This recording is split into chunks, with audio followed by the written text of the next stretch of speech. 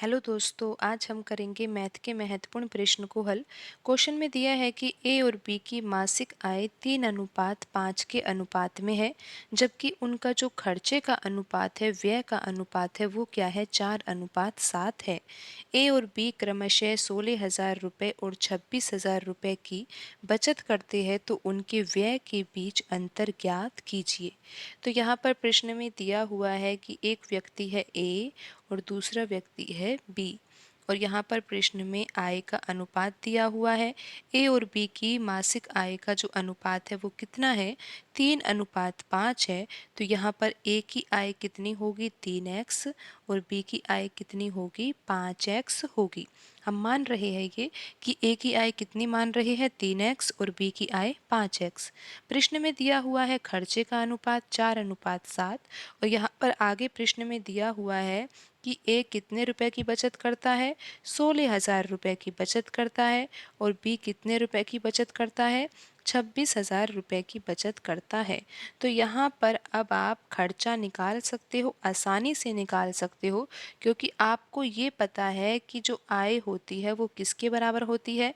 खर्च प्लस बचत के बराबर होती है। तो यहाँ पर अगर आपको खर्चा निकालना है तो आप क्या करोगे? आय में से बचत को घटा दोगे।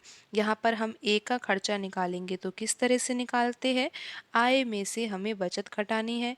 ए की आय है 3x, और इसमें से हम घटा देंगे ए की बचत 16,000।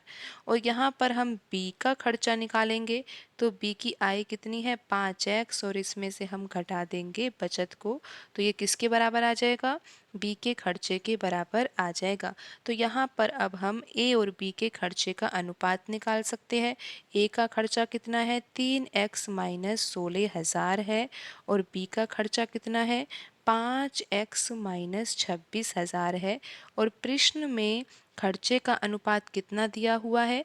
4:7 दिया हुआ है। तो यहाँ पर हम 4/7 के बराबर इसको लिख सकते हैं, और अब हम इस इक्वेशन को हल करेंगे और यहाँ से x का मान निकालेंगे।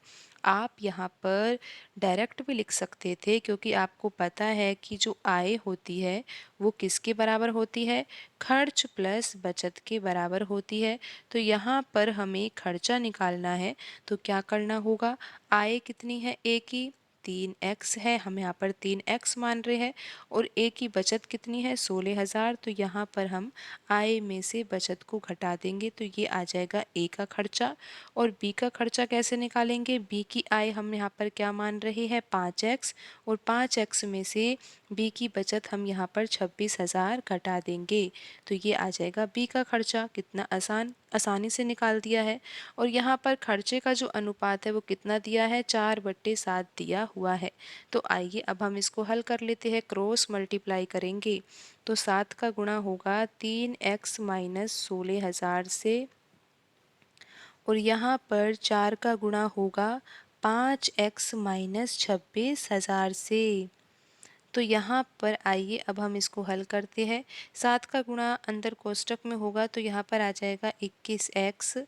7 का गुणा यहाँ पर 16,000 से होगा तो ये आएगा 1,12,000। आप इसको आसानी से हल कर सकते हो। 4 का गुणा अंदर कोष्टक में होगा तो ये आ जाएगा 20x, और यहाँ पर 26 का गुणा जब 4 से करेंगे तो ये कितना आ जाएगा? आप यहाँ पर आसानी से कर सकते हो। ये किसके बराबर आएगा? ये आएगा 104 यहाँ पर आ जाएगा, और ये आ जाएगा 1,04,000 के बराबर। यहाँ पर आप 21 में से 20x को घटा सकते हो। 21x माइनस 20x बराबर आ जाएगा ये 1,12,000, और इसमें से हम घटाएंगे 1,04,000 को। तो यहाँ पर अब 21x में से 20x घटेगा तो यहाँ पर आ जाएगा x, और यहाँ पर आ जाएगा ये 8,000। तो x बराबर कितना आ गया है? 8,000 रुपये आ गया है। तो आइए अब हम यहाँ पर क्या निकालेंगे? जो प्रश्न में पूछा गया है वही तो निकालेंगे, लेकिन इतना ज़रूर ध्यान रखिएगा कि x बराबर कितना आया है? 8,000 रुपये आया है। हमें प्रश्न में ज्ञात करना है व्यय के बीच का अंतर, यानी कि जो खर्चा है उनका उसके बीच का अंतर निकालना है। तो यहाँ पर हम खर्चा निकाल लेते हैं। ए का खर्चा कितना है? आप आसानी से निकाल सकते हो। ए की आय कितनी है? 3x और आय में से हमें क्या घटाना होगा, बचत को घटाना होगा। और बचत कितनी है, ए की 16,000 रुपये है। तो यहाँ पर अब हम x की वैल्यू रखते हैं और ए का खर्चा निकालते हैं। x की वैल्यू है 8,000, तो यहाँ पर हम रख देंगे 8,000 और माइनस आ जाएगा ये 16,000।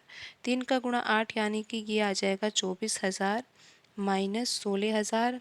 और यहाँ पर ए का खर्चा कितना आ जाएगा, 8,000 रुपये आ जाएगा। अब आप यहाँ पर बी का खर्चा भी निकाल सकते हो और बिल्कुल आसानी से निकाल सकते हो। आपको पता है कि बी की आय यहाँ पर हमने कितनी मानी थी, 5x मानी थी। और बी बचत कितने रुपए की करता है, 26,000 रुपये की बचत करता है। तो आय में से हम बचत को घटा देंगे। तो यहाँ पर x की वैल्यू रखेंगे तो 5 का गुणा x से होगा, यानी कि 5 का गुणा 8,000 से होगा, तो ये आ जाएगा 40,000। और 40,000 में से हमें क्या घटाना होगा, 26,000। तो यहाँ पर आ जाएगा बी का खर्चा 14,000 रुपये के बराबर। तो अब प्रश्न में तो हमें खर्चे के बीच का अंतर ज्ञात करना है। तो ए कितने रुपए खर्च करता है, 8,000 रुपये। बी कितने रुपए खर्च करता है, 14,000 रुपये। तो इनके खर्च के बीच में अंतर कितना है, 6,000 रुपये का अंतर है।